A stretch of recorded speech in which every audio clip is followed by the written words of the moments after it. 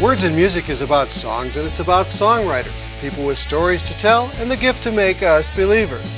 This week's guests are the one-of-a-kind punk rockabilly barroom troubadours, Misery Jackals. Words and Music. If we believe the singer, we'll believe the song. Akron, Ohio's Misery Jackals sing what they say are mostly true story songs to punk, rockabilly, bluegrass, blues, and zydeco beats. It's safe to say that you won't hear Misery Jackals much on commercial radio. That's okay, because where you should hear them is when you want to dance, drink, and have a good time. Beaner and Sweet Willie C., welcome to Words and Music. Hi, Tommy. Hi, Tommy. Thanks. Well, you know, when I hear Misery and Jackals, I think a double dose of trouble. Are you guys a double dose of trouble? Quadruple dose at this point. Yeah, I don't know about that. I'll tell you where the name Misery Jackals came from. I am an attorney as my profession, in addition to making music. And there was a police officer in Chicago who called me a misery jackal one time because he could see what people, attorneys, defense attorneys, criminal defense attorneys go through day in and day out, dealing with people who always have terrible, terrible problems. Yeah. And, you know, if it weren't for those problems, we wouldn't be able to get sustenance. So, and then when he called me that, it just kind of stuck, you know, and a lot of that type of experience also goes into the songwriting. He ran the name by me, and I loved it immediately. He wasn't too sure about it. I was surprised, because I just thought it was brilliant. And he was like, I don't know. I just threw it out there. Well, bringing that up, you know, okay, you've got being an attorney on one side, and you've got a banjo on the other side. I think you probably need the banjo as an antidote to being a misery jackal during the daytime. Is that the... That and dental floss, and I'm fine. Sometimes it's just to keep it simple, right? Right. So Beaner, what brings you to music? I mean, you're a career music kind of a guy, but you know, you didn't always, you know, have this type of band. Absolutely not. What are your influences? Basically just pop culture. I mean, growing up as a child and watching Donnie and Marie, you know. I don't hear too much influence, but I'm a little bit rock and roll, a little bit country, you know. A little bit. I started playing when I was 10.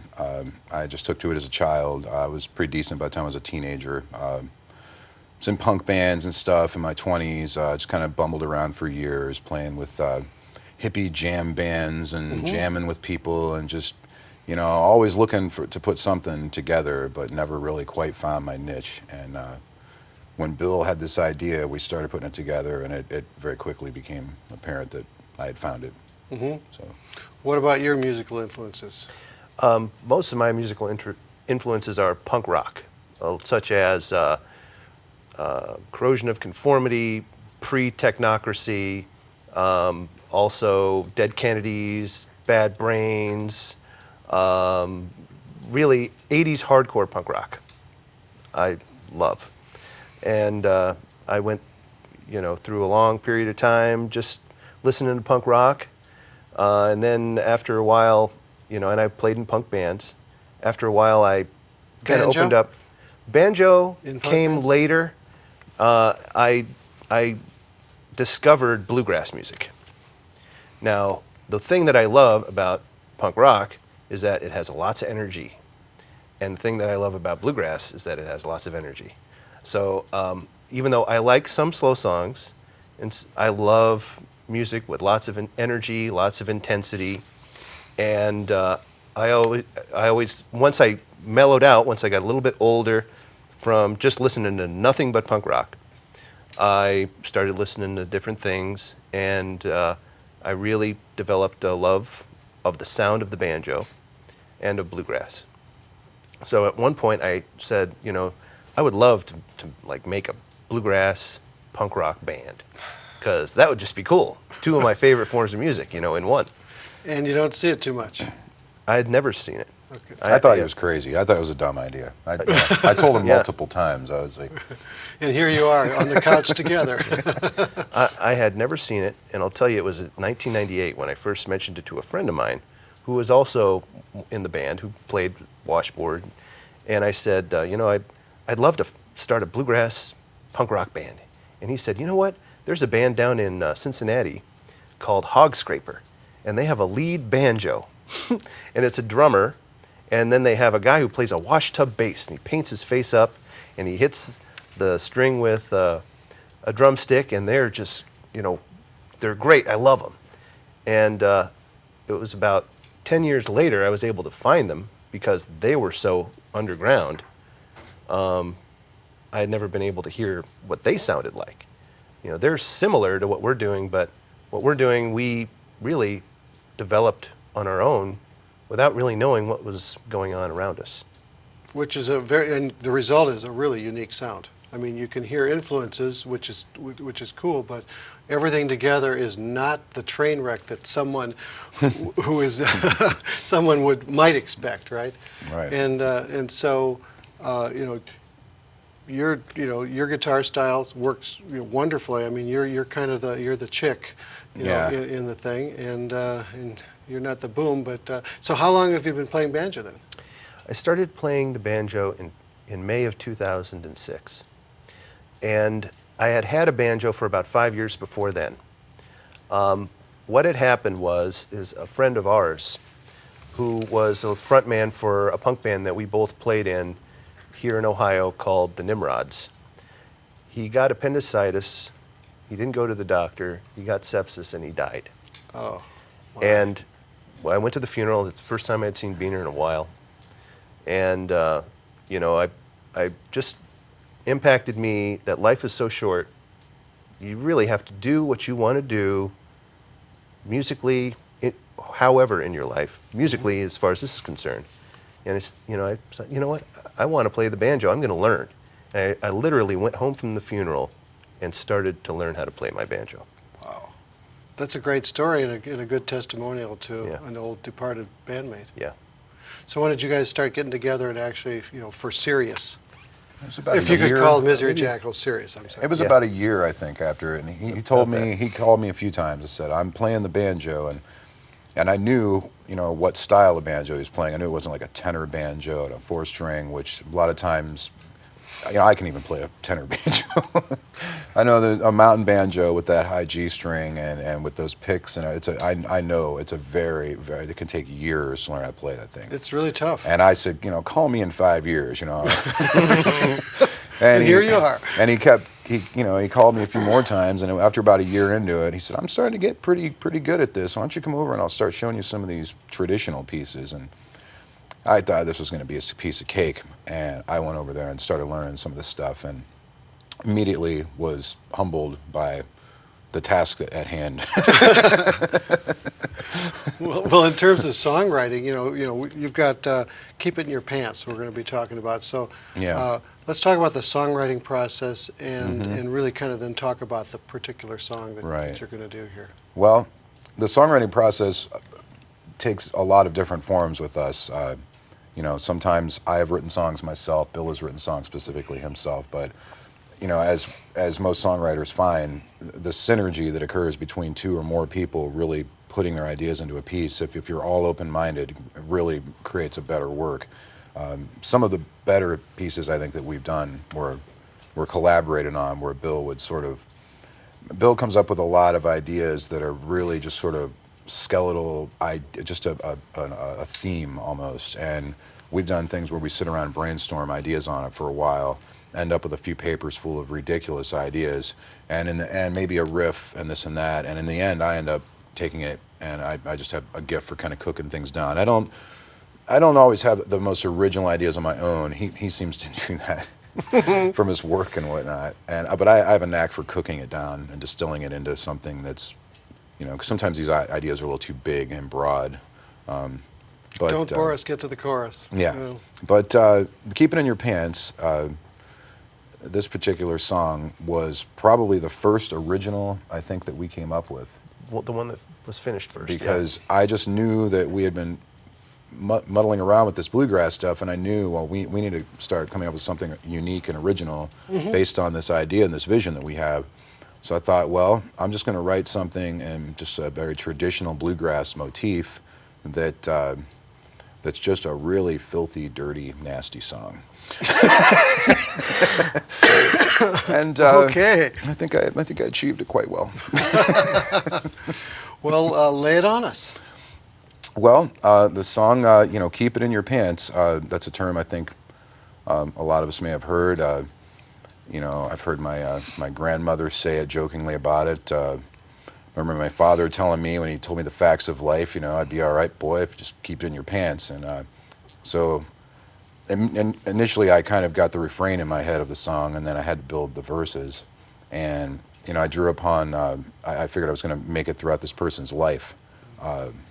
And how his sort of sexual misadventures throughout his life had gotten him into a lot of interesting stories. And each verse, I think there's 5 different verses, is a different phase of this man's life until finally at the end, he's having a little bit more difficult of a time, getting his groove on, but he still manages.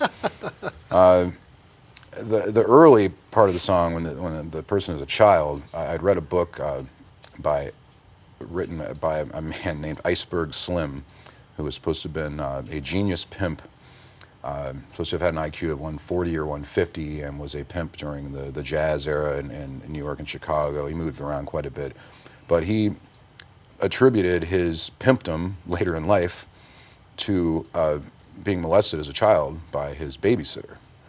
And I thought, well, that was a great idea to put in a song. Oh? And, the song goes from there. I thought, well, that would lead to perhaps the child doing things with the neighbor girl. That's the second verse. And then that would lead to the child in reaching puberty, and perhaps the third verse is him in gym class or in school, in junior high school, and that's almost like my son was in junior high school at the time. But the song was ridiculous, and that verse is sort of a fantasy almost of what would be the best thing that could happen to a horny 12-year-old kid. Well, we probably shouldn't talk about that, but you could sing about it. And, the further verses were, about the guy being in his 20s and, playing in bars and the things that occur with that and the different experiences that he had. And then finally, the guy late in life is just kind of looking back on it all and reeling from it, and the different diseases and women that have come and gone. Well, I think that's the story. That's the story. Time to sing and play. Keep it in your pants. All right.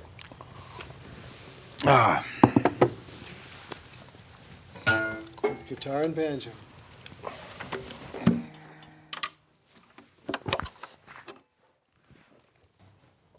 1, 2, 1, 2, 3. When I was just a baby, about the age of 3, my mama said, "Don't be naughty, keep your hands off your pee-pee." But I just couldn't understand how something bad could feel so good. I figured if I couldn't touch it, I'd find someone else that would. Well, then I was a little boy about the age of 5, when my teenage babysitter, she taught me how to dive. She showed me how my little friend could make her feel so good. Said that if she had her own, she'd touch it every chance she could. But we got caught and she got fired and she had to move away. Mama said I was naughty and there'd be hell to pay. She said that girl was evil and had put me in a trance. And she said that little boy should always keep it in their pants. Well, then I got a bit older, I was about the age of 9, when the next door neighbor's daughter said, "Hey boy, you sure look fine." She said that she would show me hers if I would show her mine.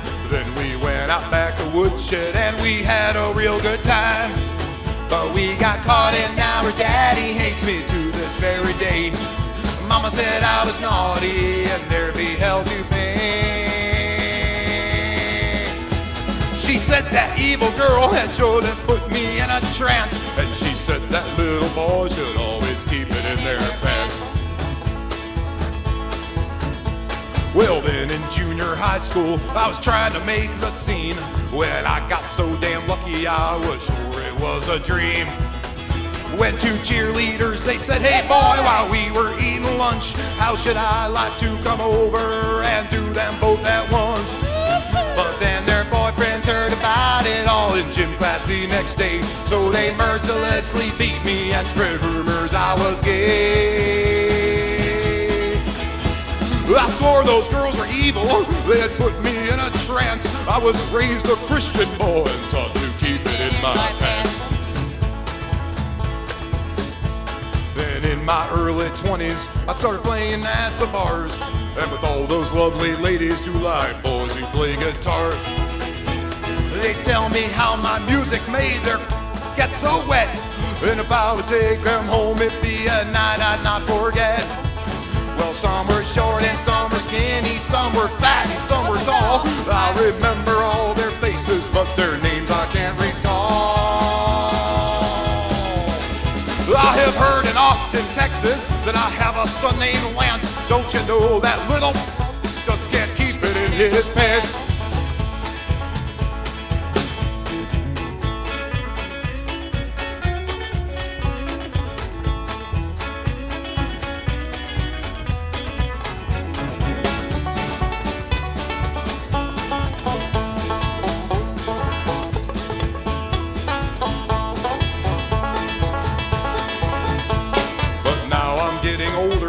And it's harder to get a date.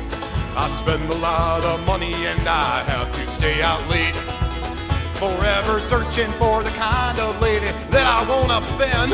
When I try to bend her over, stick it into her rear end. I've had chlamydia and syphilis and the clap from getting laid.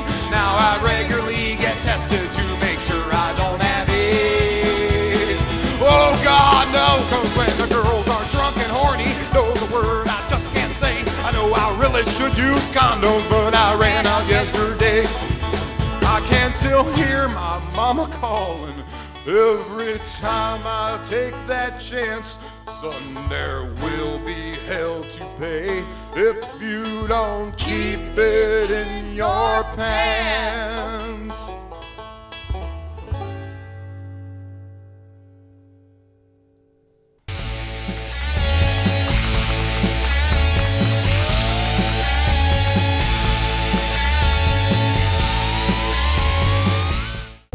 I'm Matt Fish, the owner of Milk Bar and Grill. I got my start at Cuyahoga Community College. I would say my life here at Melt, I used what I learned at Tri-C every single day. The instructors at the Culinary Arts program at Tri-C were fantastic. I mean, they were so hands-on. I really felt like I was getting individual attention, individual teaching. Tri-C has one of the best culinary arts schools in the area. Hey, it worked for me. Tri-C is where futures begin.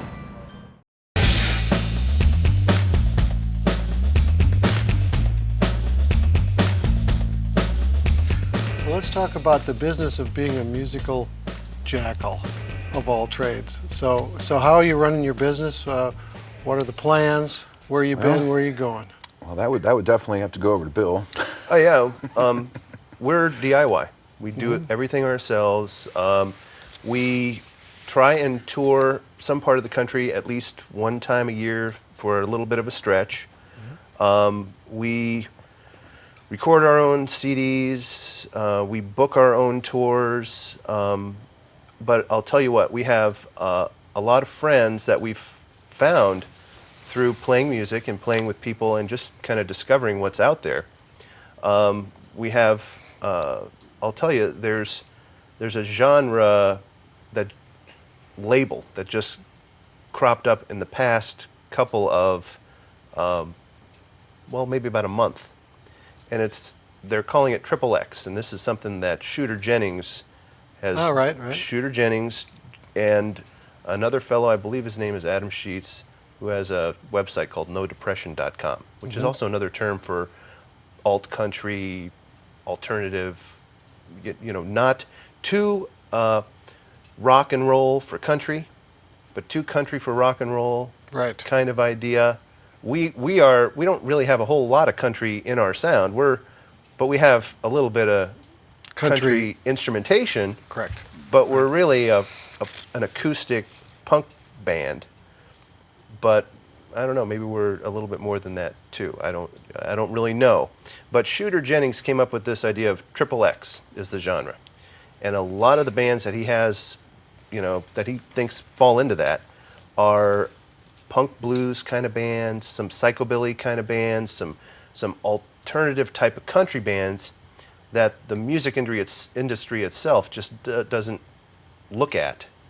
They're not interested in it. It's not pop and polished. And we kind of fall into that as far as a genre goes, as best as we can really call it. And I would say to the folks at home, check out nodepression.com. I've been on their mailing lists. I've had been on their subscription list for years, and I read it cover to cover, and it's a great, excellent, and great place. Also, it's givememyxxx.com. Oh, I'm gonna go check that out. Check that out. It's not a porn site. But thank you for making that clear. As far as the business part goes, is we're broke. We're thousands of dollars in the hole. Of course. That must mean you're in a band. Yeah, and hopefully one day we'll break even. Mm-hmm. But we're all really happy, even though we're broke, which I guess is one of the most important things. Let's talk about get back into songwriting. You've got a song called Trapper Jack. Okay, I mean Yes. all of your songs have some kind of it seems that have some kind of a real human interest or a real experience hooked to them, and then you kind of go the Keep It in Your Pants was a real one. So what's Trapper Jack? Trapper Jack, I wrote most of. There's a musical breakdown in it that Beener put together, but when I started writing it, I wanted to kind of write it with a Native American kind of feel. Mm-hmm. And what had happened was a couple of years ago, my wife and I went camping. And we went canoe camping in upstate New York in this place called the St. Regis Canoe Wilderness. Okay, right. Okay, now this is mountains. Now, my canoe weighs 75 pounds. And I had a rig that I built to be able to carry this canoe with out of an old hiking backpack. I put this canoe on there, and I basically hiked my canoe through the mountains for miles, and it was brutal. We hiked and hiked and hiked. I would get dehydrated, and then we would camp. And then we would do it all again the next day. Hope there's a river around here somewhere. Yeah. No, well, there were ponds around, but I'm going to knee-deep mud, and it was a very excruciating and physically demanding camping trip with my lovely wife, who is awesome, who did this thing with me. But we had to hike it twice. She's a keeper. Yeah, she is a keeper. Absolutely. So I kind of got the idea for Trapper Jack there, as far as, there's a mention of a canoe. Well, I paddle a canoe. And that's kind of where the amorphous idea of Trapper Jack came from. Now, the idea behind the song Trapper Jack is it's about the lessening of rights, the burden of a bigger government taking away people's rights bit by bit, tracking them down, shutting them down, getting it to the point where you have, no rights. So it's a very political kind of song written with a lot of metaphor in Trapper Jack, who is this amorphous, scary being that is tracking you down. So that's the basic gist behind Trapper Jack. Wow. How about playing it for us? Okay. And we can get into the story of Trapper Jack. All right.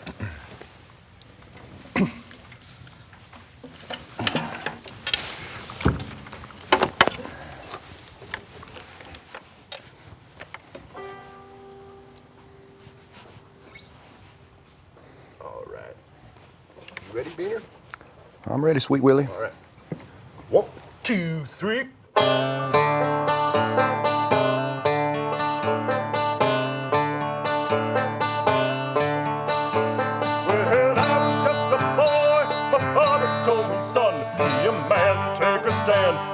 live up a blessed land. Don't let there come a dark day when you bend your knee and pray in a trap set by Jack.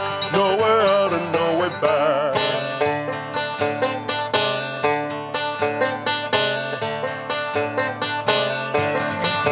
Trapper Jack, he is hunting me down. He comes on the outskirts of town, and I can't keep running away. He's gonna catch up with me someday.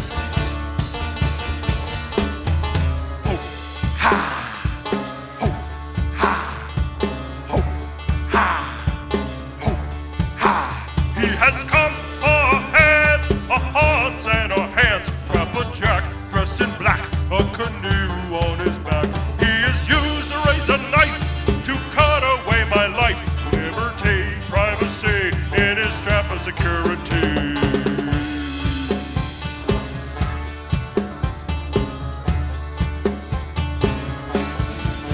Trapper Jack, he is hunting me down. He comes on the outskirts of town, and I can't keep running away. He's gonna catch up with me someday.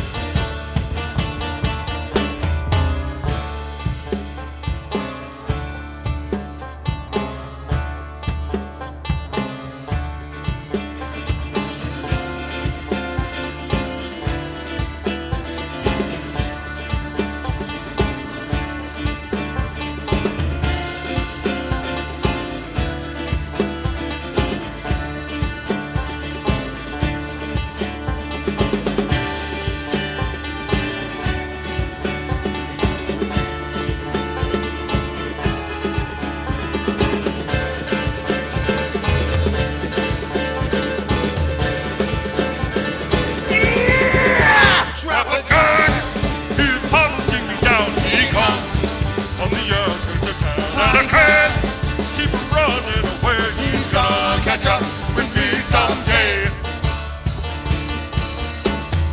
Ho, ha, ho, ha, ho, ha, ho, ha. His traps are hate, they are lies, they are all that I despise. Soon you'll find by this time he is taking away your mind. You've been bought, you've been sold by the ones who stole your gold. Now a slave, best behave, or you'll end up in a grave.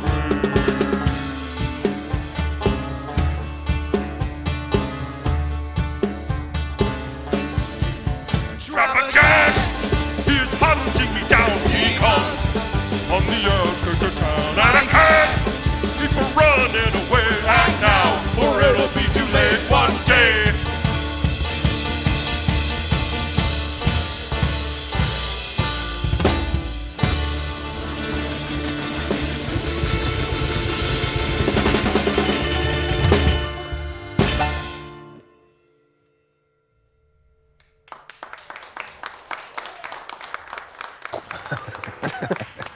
Meaner and Sweet Willie, thanks for coming on here and sharing your music with us. I really appreciate it. You're welcome. Thanks, Tommy. So how do the folks at home on the internet find Misery Jackals? Well, we have a website. It's www.themiseryjackals.com, or you can just type Misery Jackals into Google, and all kinds of stuff's going to come up. MySpace, Facebook, YouTube, all kinds of stuff like that. Great. There's only one Misery Jackals. Well, and good luck on your next tour. Thank you very much. Tommy. Okay. I'm Tommy Wiggins, and you're watching Words and Music. We've been spending some quality time with Akron, Ohio's Misery Jackals. Be sure to join us next time for another round of Words and Music.